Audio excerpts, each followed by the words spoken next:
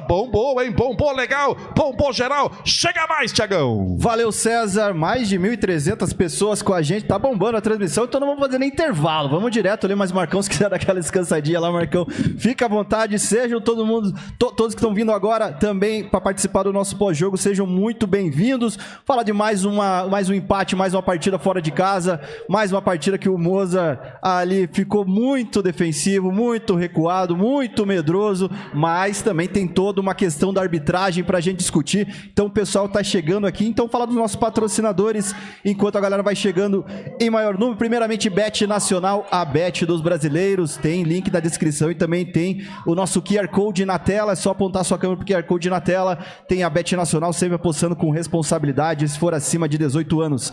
Mangu, cozinha internacional e nacional. Mangu fica na rua Visconde do Rio Branco, na frente do Sesc da esquina. Quando você for até o Mangu, mostre que segue tanto o Mangu quanto o meu Curitiba no Instagram, que você ganha uma sobremesa. Carnívore, carnes assadas no estilo americano, sanduíches, hambúrgueres. Carnívore fica no Souk, no Shopping Jockey Plaza e também no Boulevard Curitibano, além de você pedir por iFood, estiver próximo dessas regiões.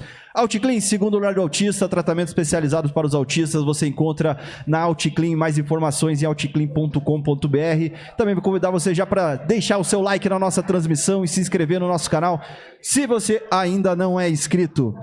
Vamos lá, Will, muita expectativa ali, oportunidades aparecendo na partida, mas no final o Coritiba ficou no 0-0, se mantém duramente ali no G4, por enquanto, tem jogo amanhã ainda, mas está por enquanto no G4. Mas como que você viu essa partida? Faz o resumo pra gente. É uma partida que a gente esperava um pouco mais do Coritiba, né? A gente até entende que o jogo fica meio amarrado, até porque o adversário também amarrava muito o jogo. Mas o adversário demonstrou muita limitação, tá? Principalmente no primeiro tempo, era nítido que o Coritiba era muito superior, que se forçasse um pouco, conseguiria sair vencedor. Só que no segundo tempo, no final das contas, o 0-0 acabou saindo de bom tamanho. O Coritiba foi pressionado na maioria das vezes e apesar de não ter uma chance tão clara nesse segundo tempo, acabou sofrendo certo perigo com a bola rondando a área a todo momento. Falando um pouco sobre o jogo, sobre o apanhado do jogo. No primeiro tempo, o Coritiba começou agressivo já no primeiro minuto. O Lucas Ronier roubou uma bola na linha de ataque do Coritiba e conseguiu tocar. O Sebastião Gomes finalizou para a defesa do goleiro. Inclusive, essa foi a única finalização do Coritiba no gol da partida, com 1 minuto de jogo. A partir disso, o Atlético Goianiense começou a tomar um pouquinho mais das ações da partida e aos 11 minutos teve uma finalização do Alejo que passou perto. O Pedro Morisco fez uma boa defesa. Aos 14 minutos teve aquela situação do possível pênalti do lance da mão, né? Discutido, até passou poucas vezes na televisão pra gente ter ideia se foi ou não foi, mas é um lance discutível. E a partir disso o jogo ficou muito amarrado, o Atlético Goianiense fazendo muitas faltas e o Coritiba com mais posse de bola. Se a gente for ver, a outra chance que teve no primeiro tempo foi deles também, numa jogada de lateral em que o Alejo conseguiu finalizar dentro da área, né, em cima do Pedro Morisco. Chances, não tivemos muitos. Tivemos lances lá, o Josué, por exemplo, aos 33 minutos, teve 2 chances de finalizar, não finalizou no gol, tentou achar o passe. A gente até trouxe os números do primeiro tempo aqui e mostrou o Coritiba com mais de 60% de posse de bola, com muito mais troca de passes que o Atlético Goianiense, mas o Atlético Goianiense com mais finalizações e muito mais agressivo. Então daí a gente traz para o segundo tempo e mostra como o Atlético Goianiense conseguiu equilibrar a situação do jogo e ser muito mais perigoso do que o Coritiba. Mesmo com mais posse de bola ou menos posse de bola, o Atlético Goianiense trouxe muito mais perigo. Falando dos lances do segundo tempo, no primeiro lance do jogo, novamente com 1 minuto, tem uma chance com o Ronier pelo lado direito que não consegue aproveitar. Aos 20 minutos, o Coritiba tem uma chance de cabeçada do Bruno Melo em cima do goleiro. E a partir disso parou de jogar. A partir dos 20 minutos, o Atlético Goianiense começou a tomar as ações da partida.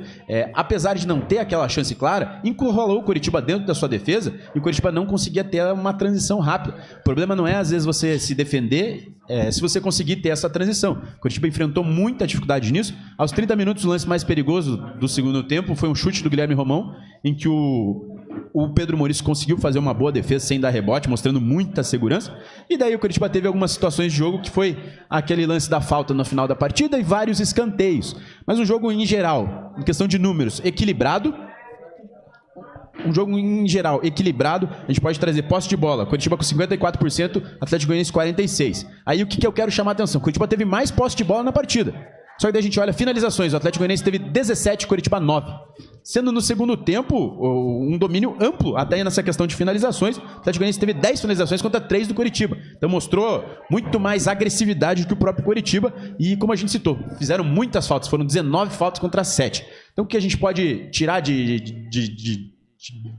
dessa partida foi que o Coritiba amorcegou muito a partida, se preocupou muito defensivamente, de fato foi bem defensivamente, né? Sofreu pouco, mas a gente também precisa ter mais atenção com essa parte ofensiva que vem deixando a desejar, ao mesmo tempo que é a melhor defesa do campeonato e apenas 6 gols, isso é de tirar o chapéu, porque de fato sofre pouco, quase não faz gol, fez 10 gols no campeonato, entre os 10 primeiros é o pior ataque. Então a gente precisa olhar com mais carinho, com mais atenção para isso, porque o Coritiba vem sofrendo muito nesse ponto. Maravilha. Marcão, a gente vai deixar a arbitragem até para o final, né, para a gente analisar melhor a partida também. Mas ali, antes de começar a partida, a gente já viu pela escalação que o negócio não ia ser fácil, pelo menos ofensivamente, muito pela postura do Mozart nessa partida, né? O Mozart a gente já imagina, a gente já sabe, o time do Coritiba, como eu falei, venho falando há muito tempo, o time do Coritiba é muito burocrático e muito fácil de marcar. Muito fácil de marcar. Qualquer um que assiste 2 jogos do Coritiba já sabe como anular as peças e fazer com que o Coritiba não jogue. Esse dado que o Will traz agora, Coritiba com 10 gols em 12 jogos, é absolutamente ridículo. Ridículo para um time do tamanho do Coritiba. Mais de 180 minutos sem marcar um gol agora em sequência, hein? Mais de 180 minutos e assim, eu já... Cara, como já dava para antecipar mais ou menos como seria o jogo, dá para antecipar já completamente como será a entrevista coletiva. Já dá para antecipar. São aquelas frases repetitivas do Mozart que vão ecoar aí na entrevista coletiva. Ele vai dar ali vai estar com o pigarro ali a 1000, toda hora. Nós entramos com o Bruno Melo para ganhar com força física ali do lado esquerdo, para ter mais altura, para ter mais força. Nós pensamos muito nos duelos, nós duelamos bem no meio de campo e infelizmente aí o juiz atrapalhou e aí o time acabou não conseguindo fazer, mas nós não tomamos gol. Não tomamos gol. Nós temos que aqui nós conquistamos um ponto. Cara, esse discurso, e eu costumo falar que fica cada vez pior para um treinador quando o discurso dele se torna cansativo. E o discurso do Mozart está absolutamente cansativo, exaustivo e a torcida não aguenta mais. A torcida não está mais aguentando. Tem ali a tropa do povo que acha que é bacana, que é legal. Vamos como foi vamos como foi o Mirassol no ano passado, mas eu continuo batendo na mesma tecla de que o Mozart continua tendo muita sorte de não tomar o gol e não perder, e eu quero saber até quando nós teremos, até quando o time do Mozart vai ter essa sorte de conseguir ir empatando 1-0, empate 1-0, empate. Hoje, se uma dessas bolas aí, porque tomou um sufoco no final do jogo, e tomou um sufoco que ali poderia sim ter tomado gol, poderia ter perdido o jogo, nós tínhamos uma esperança aí desses 2 jogos fora de casa, de voltar com 4 pontos, estamos voltando com 2 pontos, e eu tenho certeza absoluta que o Mozart vai comemorar esses 2 pontos, mas o Coritiba precisa acordar. Eu vivo falando aqui que o Coritiba precisava de um diretor técnico, alguém experiente, um ex-treinador experiente, que pudesse chegar no Mozart e cobrar. Eu não sei quem é que cobra o Mozart, e quando cobra o Mozart, cobra com que respaldo? Cobra com que currículo? Qual é o currículo das pessoas que estão acima do Mozart para chegar e falar: Mozart, você está jogando errado aqui, você poderia fazer isso? Ninguém faz, cara. Ninguém faz porque ninguém tem um currículo maior do que o dele no quesito futebol. Você imagina o William Thomas cobrando alguma coisa dele? Não cobra. Você imagina o CEO do Coritiba hoje cobrando o Mozart? Não cobra, não cobra. Então para ele está tudo muito tranquilo, ele continua ali, hoje está no G4. Não, mas nós estamos no G4, mas poderia estar muito melhor, poderia estar mais tranquilo. Mas não é esse tipo de futebol que o Mozart vem buscando no Coritiba. E isso é absolutamente irritante para quem assiste o Coritiba jogar. É absolutamente irritante. Você vê um time que não pressiona, um time que não ataca os jogos. E aí a gente vem falar de novo de posse de bola, Will. Mais uma vez o Curitiba com mais posse de bola, mais uma vez um jogo terrível, porque é uma posse de bola sem objetividade nenhuma, não é uma posse de bola vertical, onde o Curitiba não finaliza. E quando tem oportunidade de finalizar, o Curitiba naquela última bola, o Curitiba não sabe o que fazer com a bola. É esse o gancho. O Curitiba teve mais posse de bola, mas ao mesmo tempo o adversário teve praticamente o dobro de finalizações. Então, se você for ver, é muito mais objetivo, né? E se pegar os resultados do campeonato, você vê que o Curitiba obteve vitórias ou jogos melhores, mais situação de gols, quando o Curitiba não teve a bola.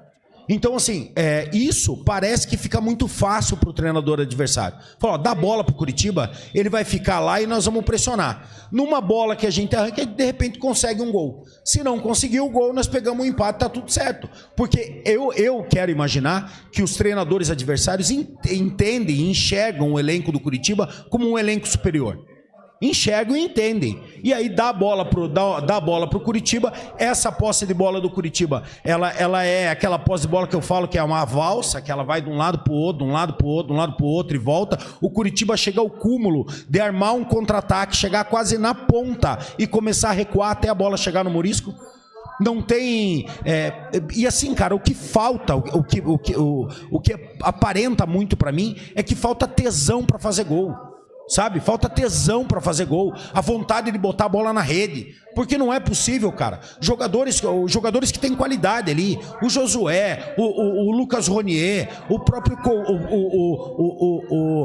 o Yuri Castilho, que chegou agora, ainda vai demorar um pouquinho mais para pegar. Eu achei até que a entrada do Cleison foi boa, que o Cleison jogou melhor do que o Yuri Castilho. É que a questão é que entrou o Cleison e o Joãozinho praticamente juntos, né? O Joãozinho entrou um pouco depois. Ofensivamente, o Curitiba até melhora porque o Cleison tem mais criatividade, né, do que o Yuri Castilho. O Yuri Castilho é mais uma questão física do que, né, questão de qualidade em comparação com o Cleison. A questão é que daí o Curitiba de fato sofreu pelo lado ali, né? O Atlético Goianiense começou a atacar muito pelo lado direito e o João e o Cleison tiveram que trabalhar ali, porque foi onde eles começaram a atacar e levar mais chances de perigo. Então você equilibrou melhor pra frente, mas você perdeu um pouco defensivamente nessa substituição. Mas, do que eu vi, não sei se até o Thiagão ia entrar nesse mérito ou não, acho que você ia perguntar até da história do Cleison. Eu achei que o Cleison pode agregar mais do que o Yuri Castilho. Obviamente, é um recorte muito curto, a gente viu muito pouco ainda, mas eu acho que é um jogador com características mais do drible, mais de ir pra cima, e o Curitiba precisa disso. O Curitiba chega, como você vinha falando, o Curitiba chega na parte mais ofensiva, chega nessa última linha, e não tem esse fator de desequilíbrio, não tem esse quebra-linhas. Então, um jogador que tem mais o drible pode ajudar, até pro Lucas Ronier também não ficar tão previsível que ele vai ir pra dentro todos. Então, acho que pode ajudar o Curitiba. O próprio Ronier, cara, ele teve jogadas de linha, chegando ali no bico da grande área, e na hora de tomar uma decisão de ir para cima, de finalizar, recuando a bola, voltando, recuando, pouca ação ofensiva dele, pouca... na única bola que ele carregou e foi para cima foi quando ele sofreu a falta, que foi uma bola... foi o único lance que o Curitiba teve de um contra-ataque, que ele chega próximo da área e chega objetivo mesmo, foi naquele lance onde o Lucas Ronier foi sozinho. Ele pegou a bola na defesa e foi levando, né? E foi levando, carregou a bola. Coisa que faltou pro time, até uma saída de bola, mas para mim, hoje o Machado não foi bem. O Machado, mais uma vez, ele não foi bem. Muito nessa questão da transição. A transição do Machado foi muito lenta, muito jogando para trás também, diferente do que ele vinha fazendo antes da partida contra o Botafogo. Mas como eu citei para você até no intervalo do jogo, eu acho que o Machado ficou muito prejudicado até por conta do adversário. A postura do adversário era uma linha baixa. O Machado não conseguia dar essa bola longa e não conseguia achar os passes. Aí a questão de conseguir criar uma alternativa para esse tipo de jogo. De fato, o Machado não conseguiu encontrar passes que ele vinha encontrando e vinha conseguindo quebrar linhas. Às vezes o jogo não era para ele, tira o Machado e põe o Vini. Eu não entro nem no mérito do... Ele não põe o Vini no lugar do Machado. Aí que tá a ousadia do treinador. Porque se ele tem um mínimo de ousadia ali, ele tira o Machado e põe o Vini. Puxa o Seba um pouquinho mais para trás, que é primeiro volante, e você põe mais velocidade na saída com o Vini. Mas essa ousadia o Moser não tem. Não tem. É aí que eu entro no mérito. Eu até acho que o Machado não estava mal na partida, mas de fato ele não estava conseguindo fazer o melhor do futebol dele, que é principalmente essa bola longa, achar o entrelinhas no meio de campo ali, e de fato como a linha adversária estava mais baixa, ele não conseguia fazer isso. Então às vezes é questão de você criar soluções, né? Você trazer outra alternativa além disso. Eu até penso que aquela posse de bola mais na defesa, o Curitiba tocando bola, o Curitiba estava puxando.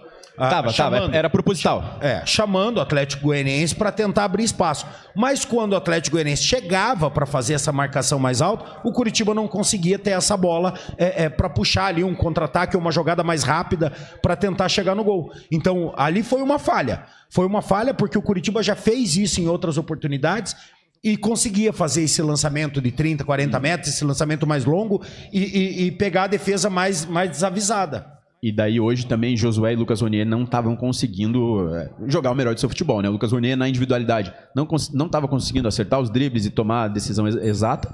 E o Josué também errou bastante passe, tentou forçar bastante jogada e não conseguiu. Josué, né, tem sido o nosso melhor jogador da parte ofensiva, é o jogador que vem arranjando soluções em muitas partidas, principalmente dentro de casa, né? De fato, o rendimento dele fora de casa cai um pouco. Tem que ser decisivo, né? Mas hoje ele não foi bem realmente, errou muitos passes, até em certo momento foi displicente, tentou uma letra no meio de campo ali que gerou um contra-ataque do adversário. Então o Curitiba precisa encontrar soluções. Até por isso, eu toco novamente no ponto do Cleison, que eu acho que pode ser uma solução que agregue situações diferentes pro Curitiba para não ficar tão previsível na parte da frente. Pois é, a gente morreu ali no banco de reserva, tanto o Vini Paulista, que a gente já falou, mas como o Carlos de Pena também, né? Que era mais uma substituição que poderia ter acontecido. Tudo bem, né, Marcão? Teve bastante lesão ali durante a partida. Inclusive, a gente até comentou durante a transmissão que poderia ser até um sinal para o Mozart mexer certo antes, né? Mas não foi o que aconteceu, né? Foi pragmático ali.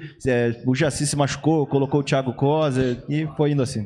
Existe uma entre aquilo que a gente deseja que o Curitiba faça e a cabeça do Mozart, existe um hiato gigantesco, existe um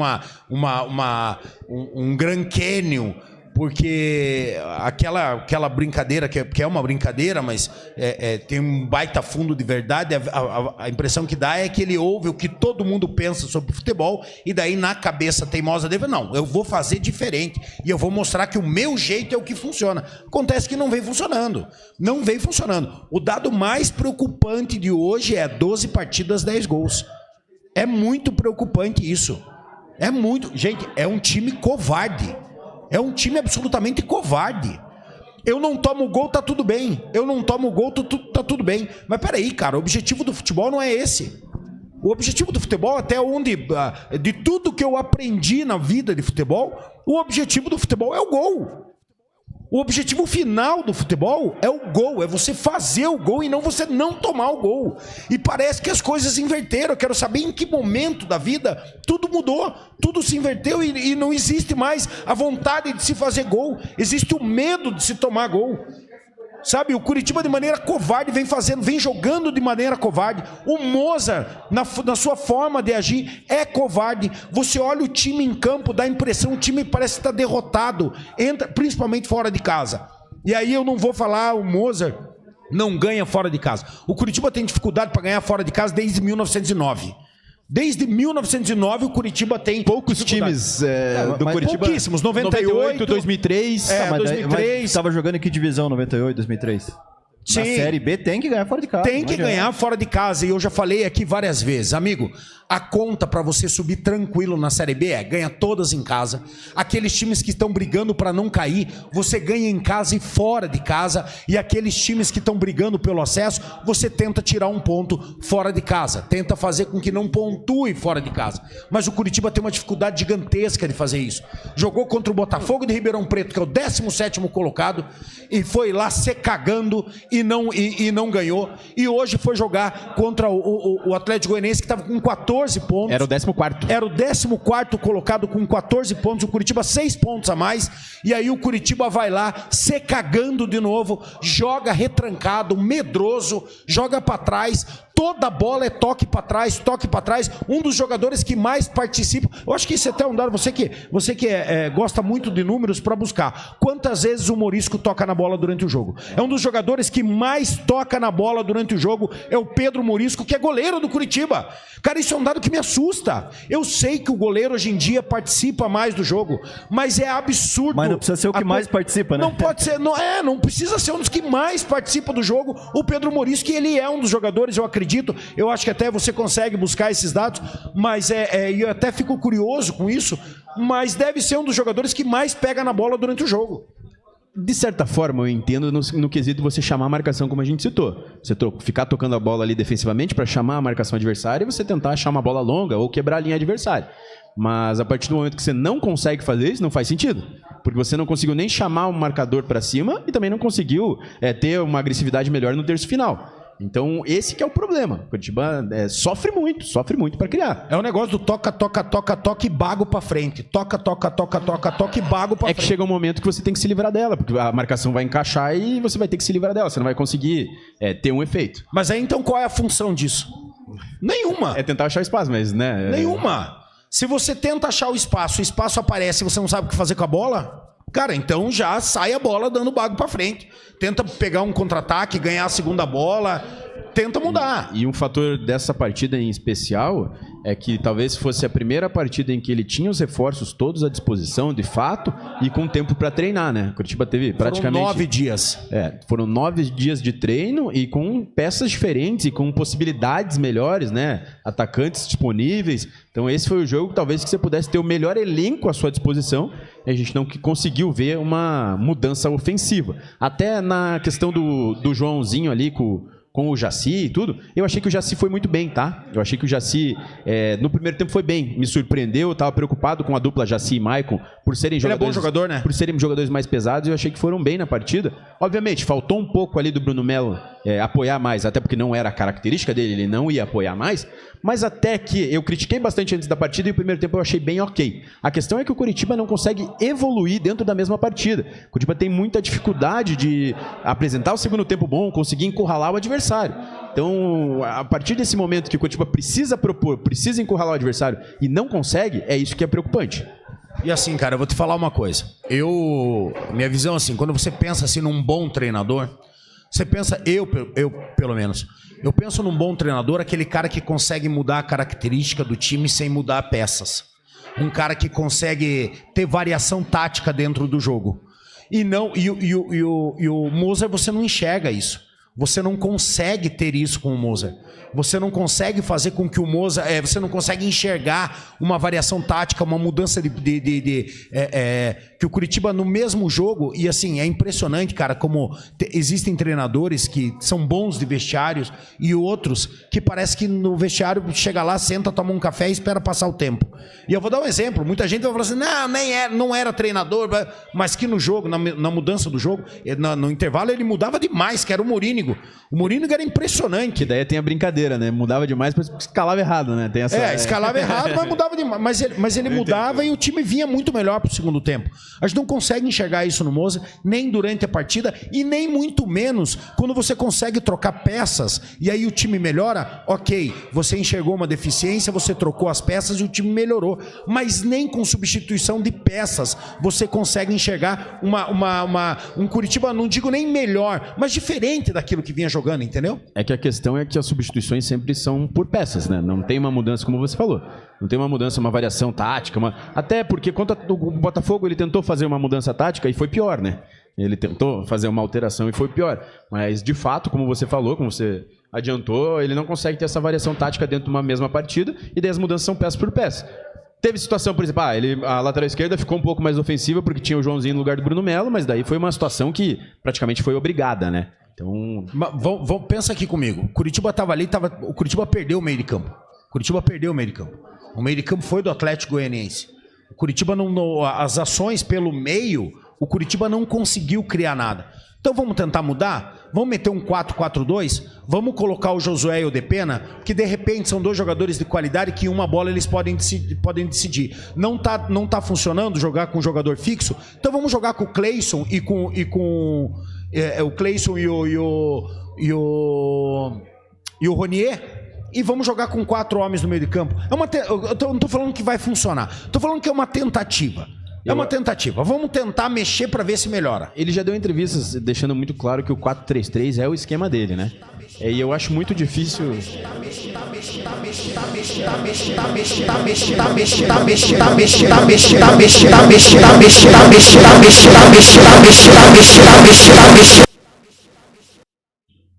Voltou. Eu acho que eu não vou conseguir botar a coletiva do Moço. Tem que colocar que não vai rolar, não. Não vai rolar a coletiva. Aqui parecia que eu tava numa rave aqui, cara. Né? Até perdi o raciocínio aqui, Marcão. Questão do... Ele já deixou muito claro que o 4-3-3 é o esquema principal dele. E daí, no mérito Josué e Depena, eu acho muito difícil atuarem juntos. Daí talvez seja por uma questão física, entrega de marcação. E vale a gente lembrar que mesmo quando o Josué não esteve disponível, ele não utilizou o Depena de primeira, né? Depena foi opção durante a partida, entrou, até fez o gol. Eu acho que essa opção a gente não tem que colocar no bolo, ainda mais porque agora ele tem opção. O esquema preferido dele é o 4-3-3. E agora ele tem opções, né? Além do Lucas Ronier recuperado, você tem o Cleison chegando, você tem o Yuri Castilho. Então, além dele ter opções, ele tem o esquema dele preferido. Então, eu acho muito difícil, né? Minha opinião, pode ser que me surpreenda, mas acho muito difícil ele tentar esse esquema com Josué e Depena. Zé, mas você veja, né, cara, quando ele tem lá seus jogadores preferidos e tal, e ok, muitos treinadores têm isso. Mas não me entra na minha cabeça, por exemplo, o Depena e o Josué não podem jogar junto, mas o Machado e o Gil podem. Aí é o erro. O Depena e o Josué não entram no mérito, porque ele deve, né, nos treinamentos, enfim, deve ter toda uma questão física. Mas como o jogo passado entrou Giovani e Felipe Machado. Nessa partida, eu até acho que o Depena entraria no lugar do Josué no segundo tempo, tá? Josué, a gente sabe que tem uma queda de rendimento físico, principalmente no segundo tempo, mas eu acho que como ele teve que fazer algumas substituições forçadas, saída do Jaci, saída do Bruno Melo, nem coloco no bolo a saída do Felipe Machado, porque eu acho que era já uma substituição cantada, mas Jaci e Bruno Melo não era uma substituição tão cantada, né? Talvez ele não esperava. Então eu acho que o Depena entraria no lugar de Josué, mas por conta de situação da partida, acabou não acontecendo. Maravilha. Próxima partida, então, jogo em casa contra o Cuiabá. Temos que recuperar esses pontos aí que, não digo que perdemos, mas deixamos de ganhar essas duas partidas fora de casa. Vamos com tudo aí para se firmar nesse G4. Valeu, Marcão. Valeu, obrigado. Agradecer a todo mundo aí. Amanhã tem meu Curitiba lá. Vamos discutir muito sobre isso. Aí. Lembrando, daqui a pouco, às 8 horas, talvez eu incomode vocês aí. 8 horas não, 8h30. 8h30 eu vou abrir uma livezinha lá para bater. Pra bater. Hoje é pra bater, hein? Quem não é inscrito, se inscreva no canal lá, Fala Marcão. Entra lá, se inscreve, ajuda o Marcão. Nós vamos ter uma live hoje meio nervosa aí. Obrigado, valeu, Will. E assim, melhor do jogo hoje, mais uma vez, Cezinha monstro. Nossa, aquela do Mayday. Não, pelo amor de se você tá chegando agora e não ouviu a transmissão, cara, volta e ouça a transmissão e veja o que o Cezinha fez hoje aqui no Porcs. Sensacional, um abraço, até a próxima. Tiagão, só pra finalizar, no pós-jogo a gente não falou da grande partida que fez o Michael, tá? Muito bem na partida, o zagueiro foi muito seguro, afastou muito perigo, tomou muita bolada, foi muito bem, vale só ressaltar para deixar registrado. E agradecer a todo mundo aí, uma baita audiência hoje, né? Muito legal. E sempre na torcida pelo Curitiba, Tiagão. Valeu galera que estava em casa e acompanhou o nosso pós-jogo, acompanhou também nossa transmissão. Fica aqui o meu abraço e vamos com tudo pro próximo jogo. Amanhã tem live, daqui a pouco vou estar no Sem Charles ainda. Começa às 19, chegar um pouquinho atrasado lá, mas vou chegar para fazer a live.